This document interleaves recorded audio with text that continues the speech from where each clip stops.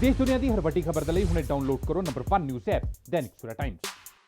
ਕੇਂਦਰੀ ਵਿੱਤ ਤੇ ਕਾਰਪੋਰੇਟ ਅਫੇਅਰ ਦੇ ਰਾਜ ਮੰਤਰੀ ਅਨੁਰਾਗ ਠਾਕੁਰ ਨੇ ਕਾਂਗਰਸ ਵੱਲੋਂ ਸੈਂਟਰਲ ਵਿਸਟਾ ਪ੍ਰੋਜੈਕਟ ਨੂੰ ਮੋਦੀ ਮਹਿਲ ਕਹਿਣ ਤੇ ਉਹਨਾਂ ਦੀ ਸਖਤ ਸ਼ਬਦਾਂ 'ਚ ਨਿੰਦਾ ਕੀਤੀ ਹੈ। ਨਾਲ ਹੀ ਉਹਨਾਂ ਦਿੱਲੀ ਹਾਈ ਕੋਰਟ ਵੱਲੋਂ ਸੈਂਟਰਲ ਵਿਸਟਾ ਪ੍ਰੋਜੈਕਟ ਦੇ ਨਿਰਮਾਣ ਕਾਰਜਾਂ ਨੂੰ ਜਾਰੀ ਰੱਖਣ ਦੇ ਫੈਸਲੇ ਦਾ ਸਵਾਗਤ ਵੀ ਕੀਤਾ ਹੈ। ਉਹਨਾਂ ਕਿਹਾ ਕਿ ਪ੍ਰਧਾਨ ਮੰਤਰੀ ਨਰਿੰਦਰ ਮੋਦੀ ਦੀ ਅਗਵਾਈ ਵਾਲੀ ਕੇਂਦਰ ਸਰਕਾਰ ਆਪਣੀਆਂ ਨੀਤੀਆਂ ਤੇ ਯੋਜਨਾਵਾਂ ਨੂੰ ਲੈ ਕੇ ਪੂਰੀ ਤਰ੍ਹਾਂ ਸਪਸ਼ਟ ਹੈ। ਇਸ ਦੇ ਨਾਲ ਹੀ ਉਹਨਾਂ ਕਿਹਾ ਕਿ ਦੇਸ਼ ਦੇ ਮੌਜੂਦਾ ਹਾਲਾਤਾਂ ਨੂੰ ਵੇਖਦੇ ਹੋਏ ਸੈਂਟਰਲ ਵਿਸਟਾ ਪ੍ਰੋਜੈਕਟ ਇੱਕ ਬਹੁਤ ਹੀ ਜ਼ਰੂਰੀ ਪ੍ਰੋਜੈਕਟ ਹੈ, ਪਰ ਕਾਂਗਰਸ ਇਸ ਨੂੰ ਮੋਦੀ ਮਹਿਲ ਕਹਿ ਕੇ ਆਪਣੀ ਵਿਕਾਸ ਵਿਰੋਧੀ ਮਾਨਸਿਕਤਾ ਦਾ ਸਬੂਤ ਦੇ ਰਹੀ ਹੈ। ਉਹਨਾਂ ਦਾ ਕਹਿਣਾ ਹੈ ਕਿ ਜਦੋਂ ਤੋਂ ਰਾਜੀਵ ਗਾਂਧੀ ਪ੍ਰਧਾਨ ਮੰਤਰੀ ਸਨ ਉਦੋਂ ਤੋਂ ਹੀ ਦੇਸ਼ ਨੂੰ ਇੱਕ ਨਵੇਂ ਸੰਸਦ ਭਵਨ ਦੀ ਲੋੜ ਹੈ, ਕਿਉਂਕਿ ਇਸ ਦੀ ਪੁਰਾਣੀ ਬਿਲਡਿੰਗ ਹੁਣ ਮੁਰੰਮਤ ਦੇ ਲਾਇਕ ਨਹੀਂ ਹੈ। ਪਰ ਕਾਂਗਰਸ ਲਗਾਤਾਰ ਸੈਂਟਰਲ ਵਿਸਟਾ ਤੇ ਦੇਸ਼ ਨੂੰ ਗਲਤ ਜਾਣਕਾਰੀ ਦੇ ਰਹੀ ਹੈ। ਇਸ ਦੇ ਨਾਲ ਹੀ ਅਨੁਰਾਗ ਠਾਕੁਰ ਨੇ ਦੱਸਿਆ ਕਿ ਨਵੇਂ ਸੰਸਦ ਭਵਨ ਦੀ ਲਾਗਤ 862 ਕਰੋੜ ਰੁਪਏ ਹੈ, ਜਦਕਿ ਸੈਂਟਰਲ ਵਿਸਟਾ ਐਵਨਿਊ ਦੀ ਲਾਗਤ 477 ਕਰੋੜ ਰੁਪਏ ਹੈ, ਜੋ ਕਿ ਕੁੱਲ ਮਿਲਾ ਕੇ 1300 ਕਰੋੜ ਰੁਪਏ ਬਣਦੀ ਹੈ।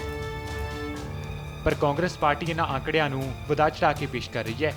ਇਸ ਦੇ ਨਾਲ ਹੀ ਅਨੁਰਾਗ ਠਾਕੁਰ ਦਾ ਕਹਿਣਾ ਸੀ ਕਿ ਸੈਂਟਰਲ ਵਿਸਟਾ ਦਾ ਵੈਕਸੀਨੇਸ਼ਨ ਨਾਲ ਦੂਰ ਤੱਕ ਕੁਝ ਵੀ ਲੈਣਾ ਦੇਣਾ ਨਹੀਂ ਹੈ, ਕਿਉਂਕਿ ਕੇਂਦਰ ਸਰਕਾਰ ਨੇ ਵੈਕਸੀਨੇਸ਼ਨ ਦੇ ਲਈ 35000 ਕਰੋੜ ਰੁਪਏ ਅਲੱਗ ਤੋਂ ਰੱਖੇ ਨੇ। ਕੇਂਦਰੀ ਮੰਤਰੀ ਨੇ ਕਿਹਾ ਕਿ ਦਿੱਲੀ ਹਾਈ ਕੋਰਟ ਨੇ ਸੈਂਟਰਲ ਵਿਸਟਾ ਪ੍ਰੋਜੈਕਟ ਦੇ ਨਿਰਮਾਣ ਨੂੰ ਜਾਰੀ ਰੱਖਣ ਦੀ ਇਜਾਜ਼ਤ ਦੇ ਕੇ ਕਾਂਗਰਸ ਦੇ ਝੂਠੇ ਏਜੰਡੇ ਤੇ ਕਰਾਰਾ ਵਾਰ ਕੀਤਾ ਹੈ।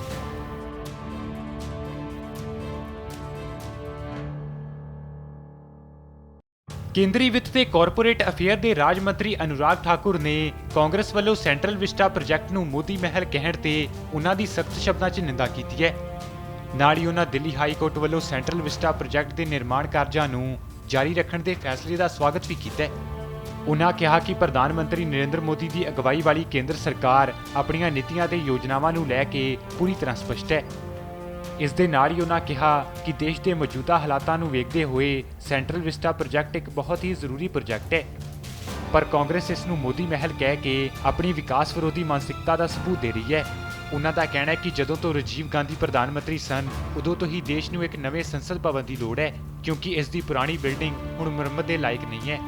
ਪਰ ਕਾਂਗਰਸ ਲਗਾਤਾਰ ਸੈਂਟਰਲ ਵਿਸਟਾ ਤੇ ਦੇਸ਼ ਨੂੰ ਗਲਤ ਜਾਣਕਾਰੀ ਦੇ ਰਹੀ ਹੈ। ਇਸ ਦੇ ਨਾਲ ਹੀ ਅਨੁਰਾਗ ਠਾਕੁਰ ਨੇ ਦੱਸਿਆ ਕਿ ਨਵੇਂ ਸੰਸਦ ਭਵਨ ਦੀ ਲਾਗਤ 862 ਕਰੋੜ ਰੁਪਏ ਹੈ, ਜਦਕਿ ਸੈਂਟਰਲ ਵਿਸਟਾ ਐਵਨਿਊ ਦੀ ਲਾਗਤ 477 ਕਰੋੜ ਰੁਪਏ ਹੈ, ਜੋ ਕਿ ਕੁੱਲ ਮਿਲਾ ਕੇ 1300 ਕਰੋੜ ਰੁਪਏ ਬਣਦੀ ਹੈ। ਪਰ ਕਾਂਗਰਸ ਪਾਰਟੀ ਇਹਨਾਂ ਆંકੜਿਆਂ ਨੂੰ ਵਧਾ ਚੜ੍ਹਾ ਕੇ ਪੇਸ਼ ਕਰ ਰਹੀ ਹੈ। ਇਸ ਦੇ ਨਾਲ ਹੀ ਅਨੁਰਾਗ ਠਾਕੁਰ ਦਾ ਕਹਿਣਾ ਸੀ ਕਿ ਸੈਂਟਰਲ ਵਿਸਟਾ ਦਾ ਵੈਕਸੀਨੇਸ਼ਨ ਨਾਲ ਦੂਰ ਤੱਕ ਕੁਝ ਵੀ ਲੈਣਾ ਦੇਣਾ ਨਹੀਂ ਹੈ, ਕਿਉਂਕਿ ਕੇਂਦਰ ਸਰਕਾਰ ਨੇ ਵੈਕਸੀਨੇਸ਼ਨ ਦੇ ਲਈ 35000 ਕਰੋੜ ਰੁਪਏ ਅਲੱਗ ਤੋਂ ਰੱਖੇ ਨੇ। ਕੇਂਦਰੀ ਮੰਤਰੀ ਨੇ ਕਿਹਾ ਕਿ ਦਿੱਲੀ ਹਾਈ ਕੋਰਟ ਨੇ ਸੈਂਟਰਲ ਵਿਸਟਾ ਪ੍ਰੋਜੈਕਟ ਦੇ ਨਿਰਮਾਣ ਨੂੰ ਜਾਰੀ ਰੱਖਣ ਦੀ ਇਜਾਜ਼ਤ ਦੇ ਕੇ ਕਾਂਗਰਸ ਦੇ ਝੂਠੇ ਏਜੰਡੇ ਤੇ ਕਰਾਰਾ ਵਾਰ ਕੀਤਾ ਹੈ। Bureau report Dainik Savera TV. All world open challenge 17 gold medalist मियां रफीक मोहम्मद पंडित मौलवी बेगम तांत्रिक इन चोरा ठग्गां तो सावधान। स्पेशलिस्ट वशीकरण सट्टा नंबर लव मैरिज पति पत्नी च अनबन विदेश च पक्का होना कारोबार दा ना चलना सिर्फ 31 घंटियां विच समाधान। फ्री फ्री फ्री मियां रफीक मोहम्मद मोबाइल 84 374 94 647 84 374 94 648।